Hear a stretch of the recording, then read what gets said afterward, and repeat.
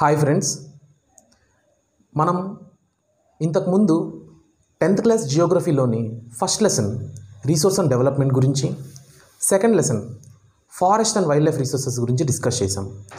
ఇప్పుడు మనం అదే చాప్టర్లో, అదే జియోగ్రఫీలో థర్డ్ చాప్టర్ అయిన వాటర్ రిసోర్సెస్ గురించి ఇప్పుడు మనం డిస్కస్ చేసుకోబోతున్నాం.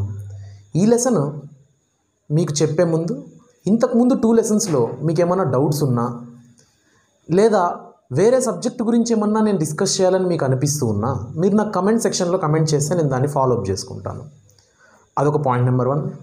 ఇంకోటి, యూట్యూబ్ స్టూడియోలో నేను చూస్తే నాకు అర్థమైంది ఏంటంటే, నాకు వచ్చే ఆ కొద్దిపాటి వ్యూస్ అయినా కూడా, కొద్దిపాటి వ్యూస్ అని ఎందుకు అంటున్నానంటే 100 వ్యూస్ యూట్యూబ్ ప్రకారం తక్కువే, కానీ ఒక్కసారి ఆలోచిస్తే 100 మంది స్టూడెంట్స్ మన ముందర కూర్చొని ఉంటే మనం ఎలా చదువు చెప్తాం? సూపర్ ఉంటుంది. అది ఒక్కసారి అలా చూడండి, 100 మంది మన ముందర నిల్చొని ఉంటే ఎలా ఉంటుంది? So I feel so grateful. ఎందుకంటే నా ముందర ఇప్పుడు 100 మంది ఉన్నట్టే నేను ఫీల్ అవుతున్నాను, ఎందుకంటే నాకు ఒక 100 వ్యూస్ వస్తున్నాయి కాబట్టి. బట్ ఆ 100 వ్యూస్ కూడా సబ్స్క్రైబర్స్ అంటే నాన్ సబ్స్క్రైబర్స్ ఎక్కువ మంది చూస్తున్నారు. సో నా కంటెంట్ మీకు యూస్ఫుల్ అనిపిస్తే మీరు సబ్స్క్రైబ్ చేసుకోండి అని నేను అంటున్నా. బట్ ఐఎమ్ నాట్ రిక్వెస్టింగ్, ఎవడ అవసరం వాడిది. బట్ నాకు ఒక ఎంకరేజ్మెంట్లా ఉంటుంది, నేను ఇంకా యాక్టివ్గా వీడియోస్ చేయగలుగుతాను. ఓకే, మనం ఆలస్యం చేయకుండా లెసన్లోకి వెళ్ళిపోతే, ఈ లెసన్ నేమ్ వాటర్ రిసోర్సెస్. మనం ఫస్ట్ లెసన్ రీసోర్స్ అండ్ డెవలప్మెంట్లో అసలు రీసోర్స్ అంటే ఏంటి, anything that is useful for the mankind is called resources. So దాని గురించి డిస్కస్ చేసుకున్నప్పుడు మనం డిఫరెంట్ టైప్స్ ఆఫ్ రీసోర్సెస్, దాంట్లో water resource, soil, land, wind energy, everything discuss చేసాం కదా. దీంట్లో మనం పర్టికులర్గా వాటర్ రిసోర్స్ గురించి మనం డిస్కస్ చేసుకోబోతున్నాం. ఓకే, ఆలస్యం చేయకుండా ఒకసారి టెక్స్ట్ బుక్ గురించి మనం అనలైజ్ చేసామంటే టెక్స్ట్ బుక్లో ఏమేమి ఆర్టికల్స్ ఉన్నాయి, ఏ హెడ్డింగ్స్ ఉన్నాయి, మనం ఏమేమి తెలుసుకోబోతాం అనేది ఒకసారి రివ్యూ చేసుకుంటే, స్టార్టింగే ఒక ఇంట్రడక్షన్ ఇస్తూ వాటర్ స్కేర్సిటీ అంటే ఏంటి and what is the need for the conservation of water resources and how to manage water resources. అంటే వాటర్ స్కేర్సిటీ అంటే ఏంటి, మనం దాన్ని ఎలాగా మేనేజ్ చేసుకోవాలి, మనం దాన్ని ఎలాగా వాటర్ని కన్జర్వేషన్ చేసుకోవాలి అనే కాన్సెప్ట్ మీద మనకు ఫస్ట్ ఆర్టికల్ ఇచ్చాడు. Okay, very next second article ఏమిచ్చాడంటే multipurpose river projects and integrated water resource management. Multipurpose river projects, ఆ వర్డ్లోనే మొత్తం మీనింగ్ ఉంది, మనం దాని గురించి డిస్కస్ చేసుకుందాం. Integrated water resource management, water రిసోర్సెస్ని ఇంటిగ్రేటెడ్గా ఎలాగ, ఇంటిగ్రేటెడ్ అంటే వాటర్ని ఓన్లీ ఫర్ ద డ్రింకింగ్ పర్పసే కాకుండా ఎనర్జీ ఎలా క్రియేట్ చేయొచ్చు, దాని నుంచి మనం ఫ్లడ్స్ని ఎలా కంట్రోల్ చేయొచ్చు, ఇండస్ట్రియలైజేషన్ని మనం అర్బనైజేషన్ ఎలా ఇంప్రూవ్ చేయొచ్చు, ఇవన్నీ మనం దాంట్లో తెలుసుకుంటాం. Okay, the very next article to the is dams అంటే ఏంటి, డ్యామ్స్ డెఫినేషన్ కానీ కొన్ని ఎగ్జాంపుల్స్ ఇచ్చాడు. ఇక్కడ ఏంటంటే ఈ లెసన్లో ఒక ప్రత్యేకత, ఒక్కొక్క ఆర్టికల్కి చాలా కంటెంట్ ఉంది. ఇంతకుముందు లెసన్స్లో ఒక ఆర్టికల్కి ఒక పేజ్, ఇక్కడ 2-3 పేజెస్ ఉంది. సో చాలా కేర్ఫుల్గా మనం డిస్కస్ చేసుకుందాం. నెక్స్ట్ ఇండియన్ రివర్ మ్యాప్ ఇచ్చాడు. Very very very important for map pointing. ఇది 10th వరకు అని నేను చెప్పను, ఇది ఒక సముద్రం లాంటిది. ప్రతి రివర్ ఏ స్టేట్లో ఆరిజినేట్ అయ్యి ఏ స్టేట్స్ గుండా పాస్ అవుతుందని తెలుసుకుంటే గవర్నమెంట్ ఎగ్జామ్స్లో మీరు ఎలాంటి ఎగ్జామ్లో అయినా ఇలాంటి క్వశ్చన్స్ మినిమం 5-6 చూస్తారు జియోగ్రఫీకి సంబంధించినట్టు. Okay, next rain water harvesting అంటే ఏంటి. క్రాప్ హార్వెస్టింగ్ చూసినాం, రెయిన్ వాటర్ హార్వెస్టింగ్ అంటే ఏంటి, వెరీ ఇంట్రెస్టింగ్, తెలుసుకుందాం. నెక్స్ట్ దాంట్లోనే మనకు కొన్ని ఇంట్రెస్టింగ్ ఫ్యాక్ట్స్ ఇచ్చాడు. నెక్స్ట్ కన్క్లూజన్ ఎలా ఇచ్చాడంటే బ్యాంబూ డ్రిప్ ఇరిగేషన్ సిస్టమ్, దాని గురించి ఎక్స్ప్లెయిన్ చేస్తూ వాటర్ని ఎలా కన్జర్వ్ చేసుకోవాలి అనేసి మనకు ఎండ్ చేశాడు అనమాట. సో మనం ఆలస్యం చేయకుండా ఈ ఆర్టికల్స్ గురించి మనం ఒకసారి బ్రీఫ్గా డిస్కస్ చేసుకుందాం. ఏ డౌట్ ఉన్నా మీకు ఇక్కడ క్లారిఫై అవుతుంది అని నేను చాలా స్ట్రాంగ్గా బిలీవ్ చేస్తున్నాను. Okay, let's not waste the time. మనం వాటర్ రిసోర్స్ తీసుకుంటే, వాటర్ యాజ్ ఎ రిసోర్స్ అంటే ఎనీథింగ్ దట్ ఈస్ యూస్ఫుల్ కదా, వాటర్ అనేది మనకి ఎలా ఉపయోగపడుతుంది అనేది మనం మాట్లాడుకోవాలి. వాటర్ అంటూనే మనకు తెలిసేది ఏంటంటే earth is covered with 70%, more than 70%, 78% with water. Simply వాడు టెక్స్ట్ బుక్లో ఇచ్చిందే మనం డిస్కస్ చేసుకుందాం అనుకుంటే 3/4 of the earth surface is covered with water అనమాట. అంటే ఎర్త్లో 3/4, 4 భాగాలుగా డివైడ్ చేస్తే భూమిని 3 భాగాలు వాటర్తోనే మనకు కవర్ అయి ఉంది. నెక్స్ట్ ఈ 4 భాగాలుగా కవర్ చేసే 3 భాగాలు అంటున్నానంటే మెజారిటీ పార్ట్ వాటర్తో కవర్ అయి ఉంది. అంటే మనకు వాటర్ అబండెంట్గా ఉందా, మనకు కావాల్సినంత ఉందా, మరి ఎందుకు మనం ఫ్రీగా వాటర్ని తీసుకోకుండా can water 10 rupees 15 rupees 30 rupees ఇస్తున్నాం, మరి ఎందుకు మనం వాటర్ బిల్ పే చేస్తున్నాం అంత అబండెంట్గా ఉంటే? ఓకే, వాటర్ మనము అన్నీ ఫ్రీగా మనం పొందుతున్నామా? లేదు కదా. ఎందుకు 3/4 of the earth is covered with water, but why we are paying money as a water bill కావచ్చు, డ్రింకింగ్ పర్పస్ కావచ్చు, ఎవ్రీథింగ్. అండ్ మనకు చాలా చాలా ఎగ్జాంపుల్స్ తెలుసు. కొన్ని ప్రాంతాల్లో అసలు వాటర్ అనేది చాలా స్కేర్సిటీగా ఉంటుందంట, అంటే వాటరే అవైలబుల్లో ఉండదు. ఓకే, వాటన్నిటి గురించి డీప్గా డిస్కస్ చేసే ముందు, సరే ఇంత 3/4 ఆఫ్ ద వాటర్లో oceans, rivers, lakes, ponds, dams waters అన్నీ ఉంటాయి కదా, గ్రౌండ్ వాటర్ అన్నీ, వాటిలో ఎంతవరకు మనం ఫ్రెష్ వాటర్, సముద్రంలో ఉండే నీళ్ళు మనం తాగగలుగుతామా? లేదు. మరింత బేసిక్గా చెప్తున్నాను అనుకోకండి, జస్ట్ క్యాజువల్. ఓకే, మనం వాటర్ అనేది, మనం డ్రింకింగ్ వాటర్ అనేది, ఫ్రెష్ వాటర్ అనేది మనకు ఎక్కడి నుంచి అవైలబుల్లో ఉంటుంది? Ground water. Next surface run of water అనమాట, అంటే వర్షాలు పడి కొట్టుకెళ్ళే వాటర్. ఇవి మాత్రమే మనకు ఫ్రెష్ వాటర్ అనమాట, డ్రింకింగ్కి అవైలబుల్. దట్స్ వై ఇంత హ్యూజ్ 3/4 ఆఫ్ ద వాటర్లో మనం వాడబోయే వాటర్ జస్ట్ 0.8% ఆర్ 1.2% మాత్రమే ఉంటుంది. ఓకే, ఇప్పుడు 3/4 ఆఫ్ ద వాటర్ అనేది ప్రపంచంలో ఎర్త్లో ఉంది. ఇంకోటి ఇట్ ఈస్ రెన్యూవబుల్, ఎందుకంటే సముద్రంలో నీళ్ళు ఏ రోజైనా ఇంకిపోయినాయా? నదులు ఉన్నాయి, పెరినియల్ రివర్స్ అంటారు, అంటే జీవనదులు ఏ రోజైనా ఇంకిపోయినాయా? లేదు. సో వాటర్ అనేది ఎంత వాడినా ఉంటుంది. సో రెన్యూవబుల్ రీసోర్స్ అంటే మళ్ళీ డౌట్ అని కమెంట్ సెక్షన్లో పెట్టకుండా ఒక్కసారి మీరు ఫస్ట్ లెసన్ గురించి వీడియో చెక్ చేశారంటే రెన్యూవబుల్ రీసోర్స్ అంటే ఏంటి అని మనం డిస్కస్ చేసాం. ఎంత వాడినా అయిపోనిది, నేచురల్గా అక్కరయ్యేది. So water is a renewable resource. ఇంత మాట్లాడుతున్నాం, వాటర్ అనేది ఇంత అబండెంట్గా ఉంది, రెన్యూవబుల్ రీసోర్స్ అని. Then why scarcity? ఎందుకంటే నెక్స్ట్ ఆర్టికల్ మనకి ఇచ్చిందే వాటర్ స్కార్సిటీ, అంటే వాటర్ అనేది కొరత, నీటి కొరత ఉందా? ఉంది. కానీ ఒక్కసారి మనం ఈ నీటి కొరత గురించి డిస్కస్ చేసుకుంటే, వాటర్ స్కేర్సిటీ గురించి డిస్కస్ చేసుకుంటే, ఇంత అబండెన్స్ ఆఫ్ వాటర్ ఉన్నా కూడా మనము ఒక్కసారి వాటర్ స్కేర్సిటీ గురించి డిస్కస్ చేసుకున్నామంటే, మనందరం కొద్దిగా సిటీస్లో ఉంటున్నాం, మనకు మినిమం యాక్సెసిబుల్ టు వాటర్ ఉంది కాబట్టి ఒక్కసారి మనం డిస్కస్ చేసుకున్నామంటే మనకు గుర్తొచ్చే ప్రాంతాలు డెజర్ట్ ఏరియాస్ కావచ్చు, డ్రాఫ్ట్ ప్రోన్ ఏరియాస్ కావచ్చు, అంటే కరువు ప్రాంతాలు, పీడకారిత ప్రాంతాలు అంటారు తెలుగులో, సరిగ్గా తెలియదు. సో కరువు ప్రాంతాలు కావచ్చు, ఎడారులు కావచ్చు, అవే మనకు గుర్తొస్తాయి. ఓ అక్కడ వాటర్ ఉండదు కాబట్టి వాటర్ స్కేర్సిటీ అక్కడ ఉంటుంది అని. But that's not the point అనమాట. అక్కడ ఉంటుంది, బట్ ఇంత అబండెంట్ వాటర్ మనకు ఉన్నా కూడా మనకు కూడా కొన్నిసార్లు వాటర్ కనెక్షన్ ఉండదు, కొన్ని రోజులు వాటరే అవైలబిలిటీ ఉండదు, మనం స్టోర్ చేసి పెట్టుకోవాల్సిన పరిస్థితులు ఖచ్చితంగా ప్రతి ఒక్కరు ఎక్స్పీరియన్స్ అయి ఉంటారు. సో వాటర్ స్కేర్సిటీ అనేది మనం కూడా ఎక్స్పీరియన్స్ అవుతున్నాం. ఓకే, నెక్స్ట్ ఇప్పుడు వాటర్ స్కేర్సిటీ అంటే ఏంటి? Having less water for our needs అనమాట. అంటే మనకు కావాల్సినంత వాటర్ కంటే తక్కువ మోతాదులో ఉంటే దాన్ని వాటర్ స్కేర్సిటీ అంటాం.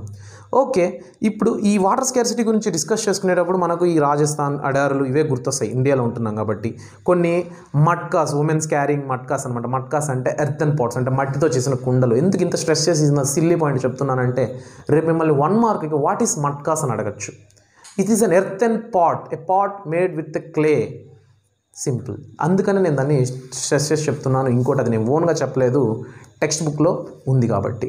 ఓకే, నెక్స్ట్ ఈ వాటర్ స్కేర్సిటీ, నీటి కొరత అనేది ఎలా వస్తుంది? ఓవర్ ఎక్స్ప్లోయిటేషన్ ఆఫ్ రీసోర్సెస్ని కావాల్సిన దానికంటే అధిక మోతాదులో వాడేయడము. నెక్స్ట్ ఎక్సెసివ్ యూసేజ్, అంటే కావాల్సిన దానికంటే వేస్ట్ చేసేయడం. వాటరు, స్నానంకి వెళ్తాము 3 బకెట్లు కావాలి కొంతమందికి. నెక్స్ట్ వంట చేసుకుంటాము, వంటలో బియ్యం కడగడానికి మనము మినిమం ఒక 2 లీటర్లన్నా వాటర్ వేస్ట్ చేస్తాం. అదే ఆఫ్రికన్ ఎడారుల్లో ఆ 2 లీటర్ల వాటర్లో 1 లీటర్ వాటర్లో వాళ్ళు వారం కన్జ్యూమ్ చేసుకుంటారు. That is what I'm telling. And unequal access అంటే ఇప్పుడు నేను చెప్పిన పాయింట్, మనకిక్కడ స్నానం చేయాలంటే 2-3 బకెట్లు, అక్కడ స్నానం చేయాలంటే అసలు వాటర్ కాదు, వాళ్ళు ఒక క్లాత్ని ముంచి వెట్ చేసుకొని దాంతో క్లీన్ చేసుకుంటారు అనమాట. సో ఇలాంటి పరిస్థితులన్నీ ప్రపంచంలో ఉన్నాయి, మనకేం తెలియట్లేదు అంతే. ఓకే, నెక్స్ట్ అలానే పేజ్ టర్న్ చేశారంటే నెక్స్ట్ హైడ్రలాజికల్ సైకిల్ అని కొద్దిగా మెన్షన్ చేశాడు. అంటే water is a renewable resource మనకి ఎలాగ అవైలబుల్లో ఉంది నేచురల్గా అంటే, it is going through continuous hydrological cycle process అనమాట. హైడ్రలాజికల్ సైకిల్లో ఏం జరుగుతుందంటే first of all ocean waters కావచ్చు, రివర్స్ కావచ్చు, పాండ్స్ కావచ్చు, లేక్స్ కావచ్చు, మీరు గమనించుతున్నట్టయితే ఓషన్స్ని పక్కన పెట్టిన మన ఇంటి దగ్గర ఉండే కాలువలు, చిన్న చిన్న నదులు, ఇవంతా ఏంటంటే కొన్ని రోజులు ఎండాకాలంలో సమ్మర్ సీజన్స్లో కొద్దిగా వాటర్ క్వాంటిటీ తగ్గుంటుంది, వర్షాలు పడినప్పుడు మరీ అబండెంట్గా ఉంటుంది. ఇదంతా ఏం జరుగుతుందంటే ఫస్ట్ ఆఫ్ ఆల్ ఆ వాటర్ అనేది సన్లైట్కి ఎవాపరేట్ అవుతుంది, ఆ హీట్కి ఎవాపరేట్ అయితే క్లౌడ్స్లో స్టోర్ అవుతుంది. ఇది స్టోర్ ఎలా ఉంటుందంటే ఈ హీట్ వల్ల స్టోర్ అయ్యి అది కండెన్స్ అవుతుంది. కండెన్స్ అయ్యి మళ్ళీ డ్రాప్లెట్స్గా ప్రిసిపిటేట్ అవుతుంది అనమాట. అలా ప్రిసిపిటేట్ అయ్యి మళ్ళీ మనకు వర్షం రూపంలో వర్షం పడుతుంది, వాటర్ మళ్ళీ మనకు అవైలబుల్లో ఉంటుంది. ఇంకోటి చెట్లు కూడా ట్రాన్స్పిరేషన్ ప్రాసెస్ ద్వారా. సో ఇలాగా హైడ్రలాజికల్ సైకిల్ కంటిన్యూస్గా ఉండడం వల్ల మనకు వాటర్ అనేది అబండెంట్గా ఉంది, కంటిన్యూస్ మనకి యూజబుల్గా ఉంది, అవైలబుల్లో ఉంది. ఓకే, మనము వాటర్ గురించి మాట్లాడుకున్నాం, వాటర్ స్కేర్సిటీ గురించి మాట్లాడుకున్నాం, ఎందుకు వాటర్ స్కేర్సిటీ వస్తుందో మాట్లాడుకున్నాం. ఇందాక unequal distribution, unequal accessible to water అన్నాను కదా, దానికి ఒక చిన్న ఎగ్జాంపుల్. మనం సిటీస్లో ఉంటున్నాం, కొన్ని సిటీస్ చూడండి, మనం హైదరాబాద్, బెంగళూరు ఇలాంటి వాటికి వెళ్ళామంటే, ఇలాంటి ప్లేసెస్కి వెళ్ళామంటే వాటర్ అనేది మరీ అంత హెవీ యాక్సెసిబుల్ ఉండదు, లిమిటెడ్ యాక్సెసిబుల్లే. ఒక రోజు వాటర్ వస్తుంది, రెండో రోజు రావచ్చు, రాకపోవచ్చు. ఇక్కడ ఏం జరుగుతుందంటే వెరీ వెల్ డెవలప్డ్ సిటీస్ గురించి నేను మాట్లాడుతున్నాను. Many areas which have ample water resources but it is still facing water scarcity. Why means huge population అనమాట. మన హైదరాబాద్ పాపులేషనే 1 కోటి. సో అంత హ్యూజ్ పాపులేషన్కి వాటర్ అనేది డైలీ నీడ్స్కి సరిపోకపోవడము. ఇంకోటి గ్రోయింగ్ డిమాండ్స్ అనమాట. గ్రోయింగ్ డిమాండ్స్ అంటే ఏంటంటే మనం ఒకప్పుడు డొమెస్టిక్ పర్పస్ కోసం వాటర్ వాడేటోళ్ళం, ఇప్పుడు హోటల్స్ పెరిగిపోయినాయి, టూరిజం పెరిగిపోయిందనమాట, ఇండస్ట్రీస్ పెరిగిపోయినాయి. సో వాటన్నిటికీ కూడా వాటర్ అనేది ఇప్పుడు మనకు కావాల్సి వస్తుంది. సో అదొక పాయింట్. నెక్స్ట్ మనం ఇలానే ఇక్కడ చూసుకున్నామంటే వాడు ఇక్కడ ఏం చెప్పాడంటే వాటర్ డొమెస్టిక్ పర్పస్ ఇవే కాకుండా ఈ high food grain production to meet the demands for whole population, అంటే పాపులేషన్ మొత్తానికి వాటర్ అనేది అవైలబుల్ కావాలి. ఎందుకంటే ఫుడ్ ప్రొడక్షన్, అగ్రికల్చర్ చేయాలంటే వాటర్ కావాలి, హ్యూజ్ అగ్రికల్చర్ చేయాలంటే హ్యూజ్ వాటర్ కావాలి కదా, అలాగా. నెక్స్ట్ మనం విలేజెస్లో ఒక్కసారి గమనించామంటే ప్రతి ఒక్కటి పొలం దగ్గర ఒక పంప్ సెట్ ఉంటుంది, అంటే ఓన్ మోటార్ ఉంటుంది, భూమి నుంచి వాటర్ పంప్ చేసుకుంటారు. అలా కావచ్చు, ఓన్ వెల్స్, ట్యూబ్ వెల్స్, బావులు, ఊట బావులు అంటారు, అంటే బావులు తవ్వేస్తారు, భూమిలో నుంచి ఆ వాటర్ ఊరి బావిలా తయారవుతుంది, ఆ వాటర్ని అగ్రికల్చర్కి వాడుకుంటారు, మంచి పద్ధతే. కానీ ఇక్కడ మనము అబ్జర్వ్ చేయాల్సిన పాయింట్ ఏంటంటే గ్రౌండ్ వాటర్ని మనం సక్ చేసేస్తున్నాం, మొత్తం తీసేస్తున్నాం. సో తీసేయడం వల్ల ఏం జరుగుతుందంటే గ్రౌండ్ వాటర్ డిప్లెషన్, వాటర్ కొరత వచ్చేస్తుంది. సో సాయిల్ అనేది చెమ్మ కంటెంట్ని కోల్పోతుంది, డ్రై అయిపోతుంది అనమాట. సో సాయిల్ ఫెర్టిలిటీ కూడా కోల్పోతుంది. ఫస్ట్ లెసన్ గురించి మనం కూడా డిస్కస్ చేయొచ్చు. ఇంకోటి అలానే చూసుకున్నామంటే ఇలానే ఉండడం ఒకటి agriculture purpose. Next post independence ఎరా ఏంటి? ఇండిపెండెన్స్ వచ్చినప్పటి నుంచి మనం బాగా గమనించినట్టయితే అగ్రికల్చర్ కంటే ఎక్కువగా సర్వీస్ సెక్టార్, ఇది మనం ఎకనామిక్స్లో డిస్కస్ చేసుకుందాం. బట్ పర్టికులర్గా ఇక్కడ సర్వీస్ సెక్టారు, సెకండరీ సెక్టార్ బాగా డెవలప్ అయింది. అండ్ ఇండస్ట్రీస్ అర్బనైజేషన్ ఇవంతా బాగా డెవలప్ అవ్వడంతో వాటర్ అనేది మనం ఇండస్ట్రియల్ పర్పస్ కూడా ఎక్కువ వాడడం జరిగిందనమాట. సో అక్కడ మనకు నీటి కొరత అనేది స్టార్ట్ అయింది. ఇంకోటి కంప్లీట్ ఇండస్ట్రియలైజేషన్, అర్బనైజేషన్కి వాడినా కూడా మనకు కావాల్సినంత వాటర్ ఉంది, కానీ ఎక్కడ మనకు ప్రాబ్లం వచ్చేస్తుందంటే దాన్ని మనం పొల్యూట్ చేసేస్తున్నాం. అది కూడా ఒక మేజర్ పాయింట్, దాన్ని డిస్కస్ చేద్దాం. సో నెక్స్ట్ ఇక్కడ మనం చూసుకున్నట్టయితే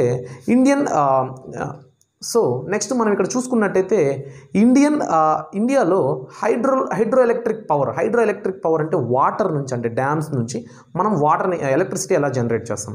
సో హైడ్రో ఎలక్ట్రిక్ పవర్ అనేది కూడా ఆఫ్టర్ ఇండిపెండెన్స్ టెక్నాలజీ పెరిగిన తర్వాత మనము దాన్ని కూడా చాలా ఎనర్జీని దాని నుంచి కూడా మనం అవైలబుల్గా తీసుకుంటున్నాం. ఎలా అంటే ఒక ఫ్యాక్చువల్ డేటాని మనకు టెక్స్ట్ బుక్లో మెన్షన్ చేశాడు. ఏంటి? 22% ఆఫ్ ద టోటల్ ఎలక్ట్రిసిటీ, అంటే మనకు టోటల్ ఎలక్ట్రిసిటీలో ఎనర్జీ ప్రొడ్యూస్ అయ్యే దాంట్లో 22% మనకు ఓన్లీ హైడ్రో ఎలక్ట్రిక్ పవర్ నుంచే వస్తుందన్నమాట. నెక్స్ట్ మెనీ సిటీస్ మీరు గమనించినట్టయితే మన ఇల్లులు సిటీస్లో ఎలా ఉంటాయి, మనకు ట్యాప్ తిప్పితే వాటర్ వస్తుంది. ఆ ట్యాప్ ఎక్కడి నుంచి? మన ఇంట్లో ట్యాంక్కి కనెక్ట్ అయి ఉంటుంది. ఆ ట్యాంక్ కింద నుంచి గ్రౌండ్లోనే పైప్ లైన్స్ అనమాట, పంప్స్ ద్వారా మెయిన్ ట్యాంక్కి కనెక్ట్ అయి ఉంటుంది. గ్రామ పంచాయతీ ఏదో వాటర్ ట్యాంకులు అలా అవన్నీ డైరెక్ట్గా భూమిలోంచి పంప్ చేస్తాయన్నమాట. సో ఇది ప్రాసెస్ అనమాట. ఇలా చేయడం వల్ల వాటర్ అనేది మనం గ్రౌండ్ వాటర్ డిప్లెషన్ ఎక్సెసివ్గా తీసేస్తున్నాం అనమాట బయట. కొన్నిసార్లు మీరు గమనిస్తూ ఉంటారు, బోర్ వేస్తారు కొంతమంది ప్రైవేట్గా, నీళ్లు పడచ్చు పడకపోవచ్చు, పడతాయి కొంతమందికి వాటర్ అసలు బోర్ వాటర్ పడదు. ఎందుకు అంటే అక్కడ వాటర్ కంటెంట్ అయిపోయింది భూమిలో. సో ఓకే, ఇవంతా మనం అబ్జర్వ్ చేసినాం కదా. నెక్స్ట్ ఇక్కడ ఇంకో టాపిక్ ఏమి ఇచ్చాడంటే, ఇంతసేపు మనం వాటర్ స్కేర్సిటీ గురించి మాట్లాడుకున్నాం. ఇప్పుడు వాటర్ స్కేర్సిటీ కాకుండా వాటర్ ఫుల్ అవైలబుల్లో ఉంది, బట్ మనము సఫరింగ్ ఫ్రమ్ వాటర్ స్కేర్సిటీ. అంటే వాటర్ ఉంది కానీ వాడుకోలేకపోతున్నాం. ఎందుకు? దాని యొక్క క్వాలిటీ బాగాలేకపోవచ్చు, పొల్యూషను. చిన్న ఎగ్జాంపుల్ డిస్కస్ చేసుకుంటే మీకు అర్థమైపోతుంది. హైదరాబాద్లో హుస్సేన్ సాగర్ ఎగ్జాంపుల్ తీసుకోండి. చాలా వాటర్ ఉంటుంది అక్కడ, availability of water is more. హైదరాబాద్కి కావాల్సిన వాటర్ నీడ్స్ అనే దాంట్లో ఒక 10% 50% అన్నది కూడా మ్యాచ్ చేయగలుగుతుంది. కానీ కంప్లీట్లీ పొల్యూటెడ్, దేనికి పనికిరాదు. కంప్లీట్గా అది మన ప్రాబ్లమే, మనం తీసుకొచ్చిన ప్రాబ్లమే. ఎలా అంటే మనం వినాయక నిమజ్జనమే కావచ్చు, వేరే గ్రౌండ్ డొమెస్టిక్ వేస్టేజ్ని మొత్తం దాంట్లో డంప్ చేయడం వల్ల అది ఒక పెద్ద వేస్ట్ సంప్లా మారిపోయిందనమాట. సో అదొక ఎగ్జాంపుల్. అంటే అవైలబిలిటీ ఆఫ్ వాటర్ ఉంది, but still we are facing water scarcity. Next ఇక్కడ తీసుకుంటే, ఇవన్నిటిని మీట్ చేయడానికి గవర్నమెంట్ ఏం చేయట్లేదా అంటే, గవర్నమెంట్ చాలా మిషన్స్ని తీసుకొచ్చింది. One of the famous mission, మనందరికీ తెలిసిన మిషన్, జల్ జీవన్ మిషన్ అనమాట. జల్ జీవన్ మిషన్ ఏంటంటే, ప్రతి హౌస్ హోల్డ్కి ట్యాప్ వాటర్ కనెక్షన్ ఉండాలి. పర్ డే వాళ్ళు మినిమం 55 లీటర్స్ పర్ హౌస్ వాడాలి అనే కాన్సెప్ట్ మీద జల్ జీవన్ మిషన్ని తీసుకొచ్చారు. సో ఈ జల్ జీవన్ మిషన్ ఇక్కడ ఏమిచ్చారు, ఈ ఓవర్ ఎక్స్ప్లోటేషన్ని మనం తగ్గించాలి, మిస్మేనేజ్మెంట్ అనమాట. అంటే మేనేజ్మెంట్ని పర్ఫెక్ట్గా చేసుకుంటూ వాటర్ని మనము అందరికీ అవైలబుల్గా చేయాలి. ఇది మినిమం 2 crore పీపుల్కి అంటూ స్టార్ట్ చేశారు. ఇప్పుడు దాటిపోయింది. సో ఇది సక్సెస్ఫుల్ మిషన్ అనమాట. ఎక్కడ మనం ఎప్పుడు చూడలేదే అంటే, మనకు కాదు, స్టార్ట్ అయింది నార్త్లో, రాజస్థాన్, గుజరాత్ ఏరియాస్లో స్టార్ట్ అయింది. మన ప్రాంతాల్లో మనకు మినిమం అవైలబిలిటీ ఆఫ్ వాటర్ ఉంది కాబట్టి మనకు దీని గురించి అవగాహన తక్కువ ఉండొచ్చు.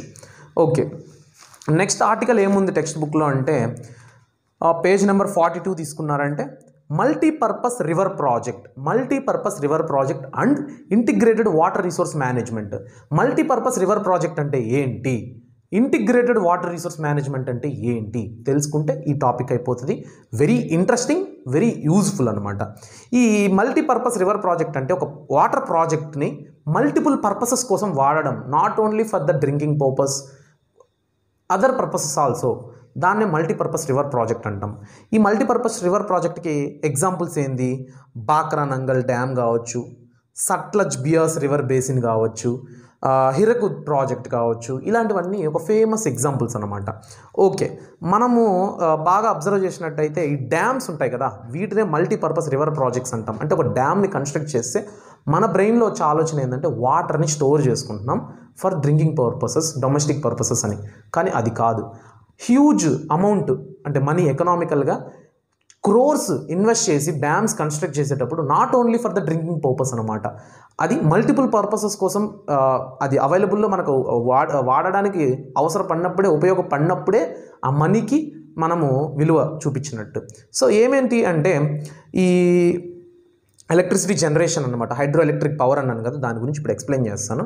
అది కావచ్చు, డొమెస్టిక్ పర్పస్ కోసం కావచ్చు, ఇండస్ట్రియలైజేషన్, ఇండస్ట్రీస్ కోసం కావచ్చు, ఇంకోటి ఫ్లడ్స్ కంట్రోల్ చేయడానికి, ఇవన్నిటికీ మనము ఈ మల్టీపర్పస్ రివర్ ప్రాజెక్ట్స్ని మనం ఎగ్జాంపుల్గా తీసుకోవచ్చు. ఇవన్నిటికీ హెల్ప్స్ అవుతాయి.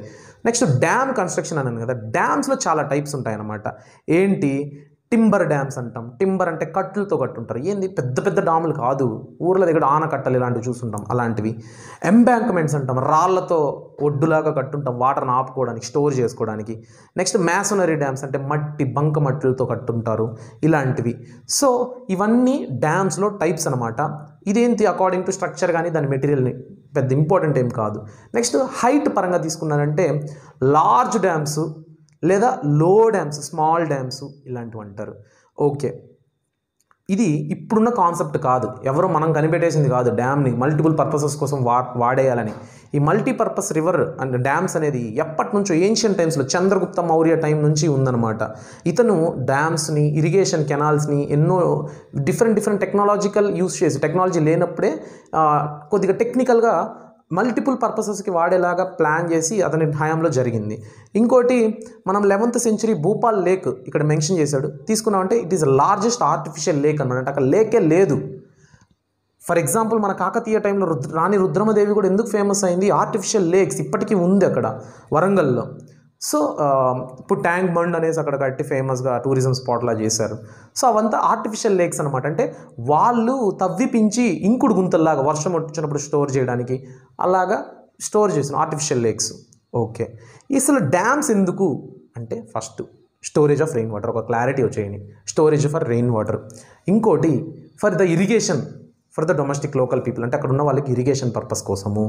ఇంకోటి వాటర్ అనేది డొమెస్టికల్గానే కాకుండా ఇండస్ట్రియల్గా అర్బనైజేషన్కి కూడా మనము హెల్ప్ అవుతుంది.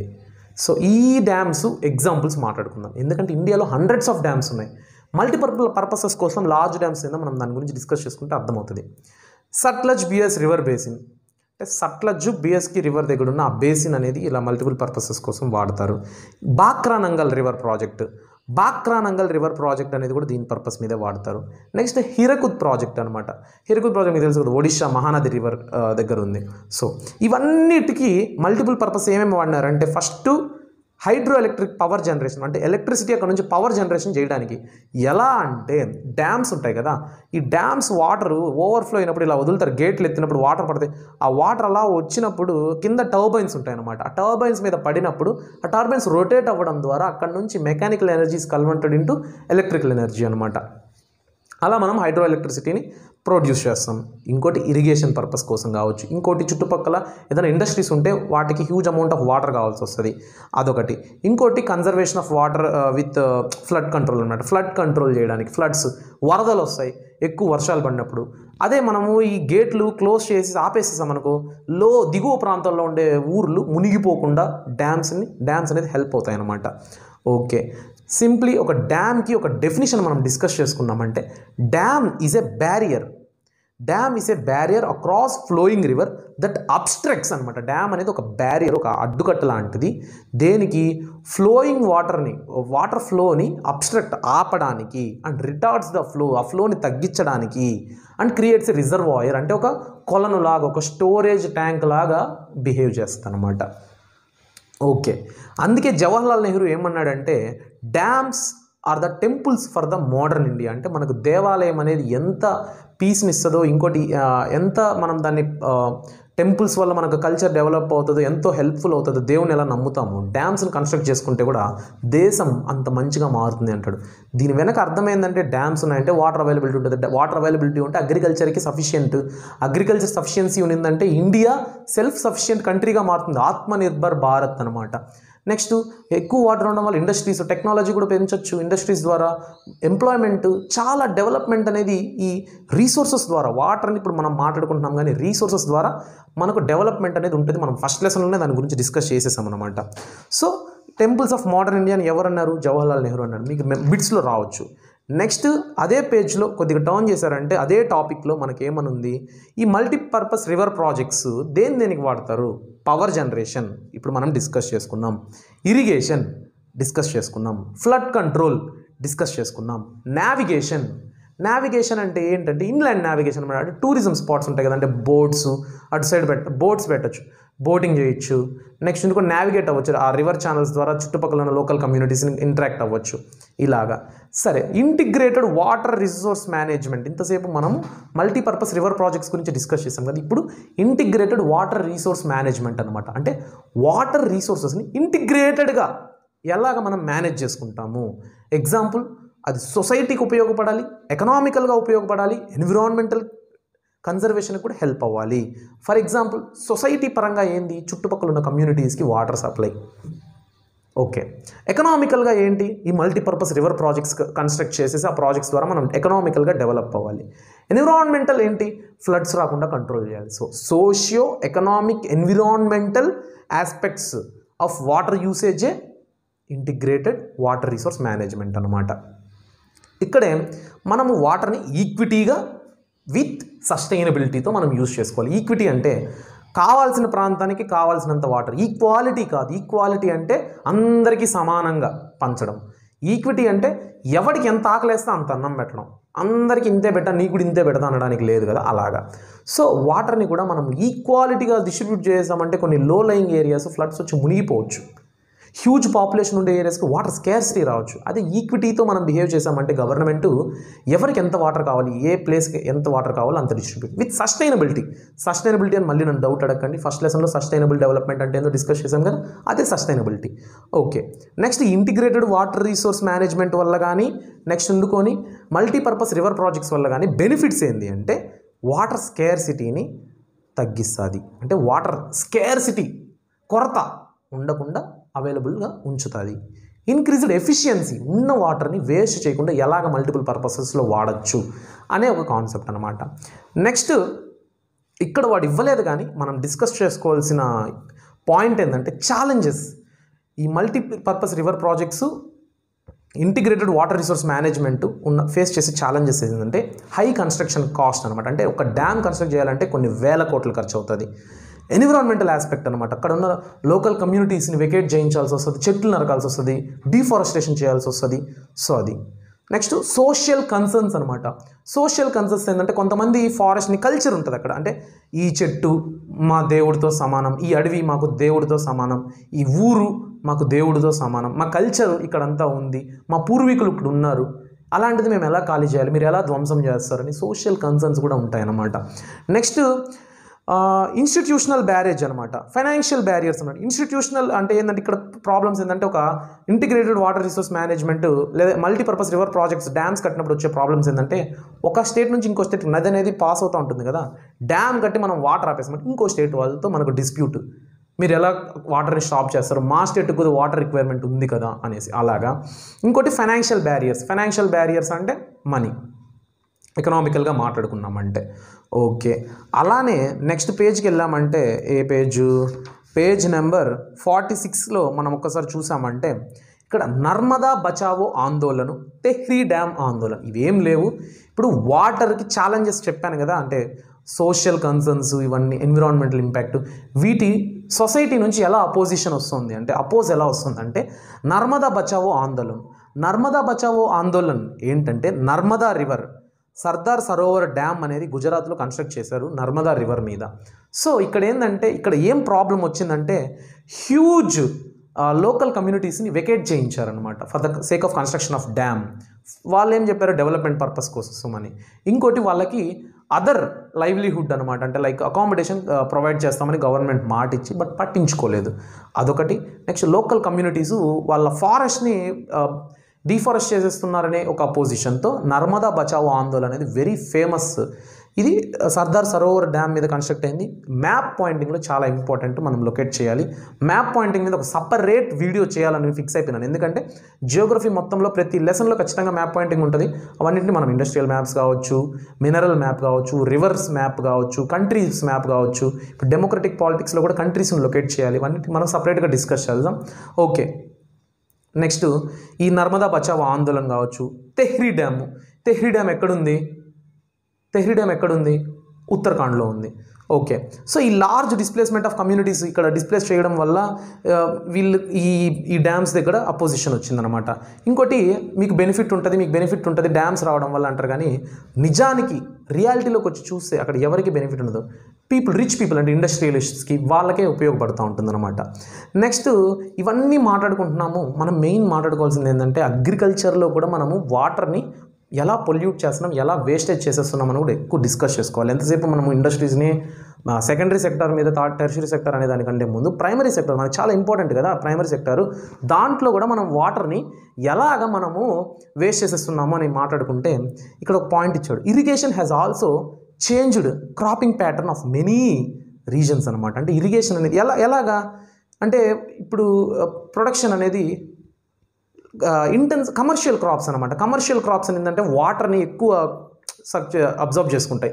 అలాంటి క్రాప్స్ తెలుసు వాటర్ అనేది తక్కువ ఉందని, కానీ కమర్షియల్ క్రాప్స్ కోసమే వాడేస్తున్నారు అనమాట. వాటర్ ఇంటెన్సివ్ అండ్ కమర్షియల్, అంటే వాటర్ ఎక్కువ కమర్షియల్ క్రాప్స్ కోసమే మనం వాటర్ని ఉపయోగించేస్తున్నాం. ఎందుకంటే కమర్షియల్ క్రాప్స్ అంటే ఫార్మర్స్ కూడా కమర్షియల్గా తయారయ్యారు, ఎందుకంటే వాళ్ళకి ఎర్న్ చేసుకోవాలి కదా, తప్పేం లేదు, ఎర్న్ చేసుకోవాలి. సో కమర్షియల్ పర్పస్ మీద ఉన్నారు. సో దీనివల్ల ఏం చేస్తుందంటే సాయిల్ సెలనిటీ వచ్చేస్తుంది అనమాట. వాటర్ కంటెంట్ తగ్గిపోతే మనం సాయిల్ గురించి ఫస్ట్ లెసన్లో డిస్కస్ చేస్తాం, సెలనిటీ పెరిగిపోతుంది, అక్కడ సాయిల్ ఫెర్టిలిటీ తగ్గిపోతుంది. Next social gap between rich and poor అనమాట. ఎలాగా మనం మాట్లాడుకున్నాం కదా, పూర్ పీపుల్ విలేజర్స్ కొంతమంది అక్కడ యాక్సెసిబులే ఉండదు, కొన్ని కిలోమీటర్లు నడుచుకెళ్ళి వాటర్ని బావిల్లోంచి తోడుకొని వచ్చుకోవాలి, అది కూడా పొల్యూటెడ్ వాటర్. రిచ్ పీపుల్ ఏంటంటే ప్యూరిఫైయర్స్ ఇంట్లోనే ఉంటుంది, స్విమ్మింగ్ పూల్స్ ఉంటుంది, వాటర్ని వేస్ట్ చేస్తూ ఉంటారు అనమాట. అలాగా ఈ ఒక ఎగ్జాంపుల్ డిస్కస్ చేసుకుంటే ఇక్కడ ఇచ్చాడు, గుజరాత్లో సబర్మతి బేసిన్ దగ్గర, సబర్మతి రివర్ దగ్గర ఫార్మర్స్ ఏంటంటే హై ప్రయారిటీ అక్కడున్న అర్బన్ ఏరియా పీపుల్కే మీరు ఇస్తున్నారు వాటర్ అవైలబిలిటీ, మాకు వాటర్ స్కార్సిటీ ఉందని రైడ్స్ తీవ్రమైన అల్లర్లకి దారి తీసిందనమాట. ఆ అల్లర్లలో చాలామంది ప్రాణాలు కూడా కోల్పోయారు. ఇది ఒక న్యూస్ ఆర్టికల్, అప్పట్లో చాలా ఫేమస్. ఓకే, నెక్స్ట్ అలానే ఇక్కడ చూసారంటే do you know, first of all do you know అనే దాంట్లో సర్దార్ సరోవర్ డ్యామ్ గురించి ఇచ్చారు. ఇక్కడ మనం మాట్లాడుకున్నాం, సర్దార్ సరోవర్ డ్యామ్ నర్మదా రివర్ మీద ఉంది, గుజరాత్లో ఉంది, మనం మాట్లాడుకున్న పాయింట్ ఏం చెప్పారంటే 4 స్టేట్స్ గుండా పాస్ అవుతుంది.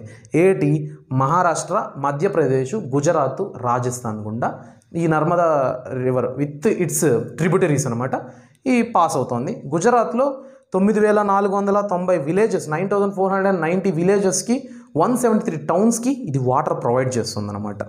ఓకే, ఇంకోటి డూ యూ నో అని ఇచ్చాడు. ఎందుకు ఇవి మాట్లాడుకుంటున్నామంటే ఇవి 2 మార్క్స్కి 1 మార్క్స్కి చాలా important. Krishna river Godavari dispute, ఇందాక వాటర్ డిస్ప్యూట్స్ అని చూడు, స్టేట్కి కృష్ణా గోదావరి వాటర్ డిస్ప్యూట్ ఏంటంటే ఆంధ్రప్రదేశ్, కర్ణాటకకి, మహారాష్ట్రకి మధ్య ఈ డిస్ప్యూట్ ఉందన్నమాట. ఏంటంటే మహారాష్ట్రలో కోయినా అనే ప్రాంతంలో డ్యామ్ని కన్స్ట్రక్ట్ చేసేసి డైవర్ట్ చేసేసారనమాట. ఈ కృష్ణా గోదావరి రివర్ని డ్యామ్ కన్స్ట్రక్ట్ చేసి కోయినా అనే ప్రాంతంలో డైవర్ట్ చేశారనమాట, ఎందుకంటే లోకల్ కమ్యూనిటీ పర్పస్ కోసం. సో దానికి అపోజింగ్గా ఈ స్టేట్స్, మన స్టేట్ కావచ్చు, తెలంగాణ స్టేట్ కావచ్చు, డిస్ప్యూట్ ఏంటంటే మాకు వాటర్ అవైలబిలిటీ కావాలి కదా, మీరు ఎలాగ అక్కడ బ్యారియర్స్ వేసి ఆపేసి డైవర్ట్ చేస్తారని. సో ఇంటర్ వాటర్ డిస్ప్యూట్స్ అనమాట, ఇంటర్ స్టేట్ వాటర్ డిస్ప్యూట్స్ అనేసి మనకు పాలిటీలో ఉంటుంది. చాలా ఇంట్రెస్టింగ్ కాన్సెప్ట్ అనమాట. దాన్ని ఎలా సాల్వ్ చేస్తాం, ఏంటి పర్పస్ అని అంతా. ఓకే, నెక్స్ట్ పేజ్లో చూసామంటే ఇండియన్ రివర్స్ అండ్ డ్యామ్స్. ఈ రివర్స్ గురించి అలా మాట్లాడడానికి లేదు, ఇది చాలా ఇంపార్టెంట్ కాబట్టి ఇక్కడున్న రివర్ మ్యాప్ని నేను సపరేట్గా అన్ని మ్యాప్స్ని కలిపి ఒక వీడియో చేద్దాం అనుకుంటున్నాను, అప్పుడు డిస్కస్ చేద్దాము. నెక్స్ట్ ఇక్కడ ఏమి ఇచ్చాడు, రెయిన్ వాటర్ హార్వెస్టింగ్ అన్నాడు. రెయిన్ వాటర్ హార్వెస్టింగ్ అంటే ఏం లేదు, వాటర్ని మనం ఎలాగ స్టోర్ చేసుకొని మల్టిపుల్ పర్పసెస్కి ఎలా వాడాలి. ఓకే, వాటర్ని ఎలా స్టోర్ చేసుకొని మల్టిపుల్ పర్పసెస్కి ఎలా వాడాలి. For example rain water harvesting helps for socio economic and environmental purpose. సొసైటీకి సోషల్గా ఎలా ఉపయోగపడుతుంది, ఎకనామికల్గా మనం వాటర్ని ఎలా వాడుకొని మనం మనీ ఎర్న్ చేసుకోవచ్చు, డెవలప్ ఎలా అవ్వచ్చు, ఎన్విరాన్మెంటల్గా కూడా మనము ఎలాగ దాన్ని వాడుకోవచ్చు, ఎలా హెల్ప్ చేస్తున్నాం అంటే గ్రౌండ్ వాటర్ రీఛార్జ్, అంటే గ్రౌండ్ వాటర్ లెవెల్స్ని ఎలా పెంచవచ్చు అనేసి మనం దీని గురించి మాట్లాడుకున్నామంటే సింపుల్, దీనికి పెద్ద కష్టపడవలసిన పని లేదు. రూఫ్ టాప్ హార్వెస్టింగ్ అని మీరు వినే ఉంటారు. ఇప్పుడు సింపుల్, మన మిద్దె ఉంటుంది, మిద్దె మీద ఒక హోల్ ఉంటుంది కదా, ఎందుకంటే వాటర్ అక్కడ స్టోర్ అయిపోయినప్పుడు అది వచ్చి కాలువలోకి వెళ్ళిపోతుంది. అలా కాకుండా విలేజెస్లో ఏం చేస్తారంటే ఆ హోల్ గుండా ఒక పైప్ని ఇన్సర్ట్ చేసి ఆ పైప్ని ఒక టంకాస్ అంటారు, ట్యాంక్స్, తొట్టిలా కట్టేసి ఉంటారు. ఆ తొట్టిలోకి వెళ్ళి వాటర్ స్టోర్ అవుతుంది, వానపడి ఆ వాటర్ మొత్తం అలా పాస్ అయ్యి తొట్టిలో స్టోర్ అవుతుంది. అక్కడ నుంచి బోర్వెల్లో లేదంటే ఇంటికి పైప్ లైన్ కనెక్షన్ ఇచ్చుకొని మనం వాడుకుంటాం సమ్మర్ సీజన్స్లో. ఇదంతా ఎక్కడ అబ్జర్వ్ చేస్తామంటే గుజరాత్, రాజస్థాన్ ప్రాంతాల్లో ఎక్కువ అబ్జర్వ్ చేస్తాం, ఎందుకంటే అక్కడ వాళ్ళకు వర్షం తక్కువ పడుతుంది కాబట్టి వాళ్ళు వర్షపు నీటిని చాలా అమూల్యంగా వాడుకోవాల్సిన పరిస్థితి ఏర్పడింది. సో ఇలాంటి ఒక ఎగ్జాంపుల్ హిమాలయాస్ దగ్గర కూడా, వెస్టర్న్ హిమాలయాస్ అంటే ఉత్తరాఖండ్, అక్కడ వాటర్ అబండెంట్గా ఉంది కదా, పెర్నియల్ రివర్స్ కదా, అంటే ఫ్లడ్స్ వస్తూ ఉంటాయి. నెక్స్ట్ కొన్ని ఫ్రెష్ వాటర్ అనేది వాళ్ళకి చాలా తక్కువ అవైలబిలిటీలో ఉంటుంది కాబట్టి ఆ పెర్నియల్ రివర్స్ని డైవర్ట్ చేసుకుంటారు అనమాట. వెస్టర్న్ హిమాలయాస్ దగ్గర ఉండే రివర్స్ పాస్ అవుతూ ఉంటాయి, ఆ రివర్స్ని కొద్దిగా డైవర్ట్ చేసుకుంటారు, డైవర్షన్ ఛానల్స్, కాలువల్లాగా పాయలుగా విడదీసేసి వాళ్ళకి డొమెస్టిక్ పర్పసెస్ వాడుకుంటారు. అలాగా డైవర్షన్ చేస్తున్నారు వెస్టర్న్ హిమాలయాస్లో రివర్ని. So diversion channels of western Himalayas is called, వాటినే గల్స్ or culls అంటారు, GULS gulls or KULS gulls or culls is called the diversion channels of western Himalayas. Okay, rain water harvesting అంటే ఏంది, girls and calls అంటే ఏంది, roof top harvesting అంటే మీకు ఇప్పుడు చెప్పాను. రూఫ్ టాప్ హార్వెస్టింగ్ అంటే మిద్దె మీద నుంచి రూఫ్స్ నుంచి వాటర్ స్టోర్ తీసుకొచ్చి మనం టంకాస్ ఏంటంటే స్టోరేజ్, ఒక ట్యాంక్ లాంటిది అనమాట, భూమిలో ఉంటుంది. రాజస్థాన్లో ఏంటంటే ఇక్కడ ట్యాంక్స్ అండర్ గ్రౌండ్లో కూడా ఒక ఇల్లు బెడ్రూమ్ లాంటిది కట్టేసుకునేసి టంకాస్ పక్కన ఉంటే ఆ చల్లదనం వల్ల అవే సమ్మర్ సీజన్స్లో ఇలాంటి టెక్నిక్లు అంతా వాడుతారు. రాజస్థాన్లో ఫర్ ఎగ్జాంపుల్ వాడు కొన్ని ప్రాంతాలు ఇచ్చాడు, బికానెర్, ఫలోడి, బర్మేర్. ఈ రాజస్థాన్ ఈ ప్రాంతాల్లో ఏంటంటే అండర్ గ్రౌండ్ ట్యాంక్స్ అనేది చాలా ఎక్కువ ఉంటాయి. ఎందుకంటే వర్షపు నీటిని వాళ్ళు చాలా అమూల్యంగా వాడుకుంటారు. ఎందుకంటే ఇక్కడ వాటర్ అనేది అవైలబిలిటీ చాలా తక్కువ కాబట్టి. Next roof top rain water harvesting. దీంట్లో షిల్లాంగ్లో, మేఘాలయలో కూడా అబ్జర్వ్ చేస్తాం. మేఘాలయ అంటే ఎవర్ గ్రీన్ ఫారెస్ట్ కదా, అంటే ఫుల్ థిక్ ఫారెస్ట్ కదా. అక్కడ వాటర్ స్కేర్సిటీ ఏంది అంటే మీకు తెలిసే ఉంటుంది, మేఘాలయలో Cherrapunji world's largest highest rainfall record అయ్యేది అక్కడే అనమాట, చిరపుంజి. అక్కడ నుంచి మహా అయితే ఒక 55 కిలోమీటర్స్, క్లియర్లీ మెన్షన్ 55 కిలోమీటర్స్ అంట షిల్లాంగ్, మేఘాలయ క్యాపిటల్. అక్కడ వాటర్ స్కేర్సిటీ ఉంది. వాళ్ళు కూడా ఈ roof top rain water harvesting మెథడ్ని యూస్ చేస్తారు ఫర్ స్టోరింగ్ ఆఫ్ వాటర్ అనమాట. ఇందాక మనం మాట్లాడుకున్నాం కదా, ఎక్సెసివ్ వాటర్ ఉంటుంది కానీ స్కేర్సిటీ ఉంటుంది, అదొక ఎగ్జాంపుల్. ఓకే, నెక్స్ట్ అదే అక్కడ ఇంకొక ఎగ్జాంపుల్ ఉంది, రాజస్థాన్లో గెందతూర్. ఈ గెందతూర్ అనే ప్రాంతం ఏంటంటే యాన్యువల్ ప్రిసిపిటేషన్ అనేది 1000 mm, చాలా తక్కువ. 1000 mm అంటే 100 mm అంటే 1 centimetre, 1 centimetre is equal to 10 mm. 100 mm అంటే 10 సెంటీమీటర్స్, 1000 mm అంటే 100 సెంటీమీటర్. అంటే ఒక గ్లాసు పెట్టామంటే వర్షం పడిందంటే సంవత్సరం మొత్తానికి కలిపితే 100 సెంటీమీటర్స్ మాత్రమే వాటర్ వస్తుంది. 100 సెంటీమీటర్స్ అంటే ఇప్పుడు మన స్కేల్ 30 సెంటీమీటర్స్ అంటే 100 అంటే మీరే కౌంట్ చేసుకోండి. అంత తక్కువ వాటర్ అనేది రికార్డ్ అవుతుంది అనమాట. దాన్నే పదును అంటారు కదా మనకు తెలుగులో. వాటర్ని మనం ఎలా క్యాలిక్యులేట్ చేస్తాం, రెయిన్ వాటర్ ఎంత పడింది అని. ఓకే, అది. సో వాళ్ళు ఏం చేశారు, ఈ roof top rain water harvesting methods ద్వారా వాటర్ని పర్ ఇయర్ 1 lakh లీటర్స్ని కలెక్ట్ చేస్తారనమాట. అర్థం చేసుకోండి roof top rain water harvesting ఎంత హెల్ప్ఫుల్. 1,00,000 లీటర్లు అలా రెయిన్ వాటర్ని స్టోర్ చేస్తారు. మనం రెయిన్ వాటర్ అట్లే కాలువలు కొట్టుకొని పోతూ ఉంటాయి మన ఇళ్ళ దగ్గర, మనం అబ్జర్వ్ చేస్తే.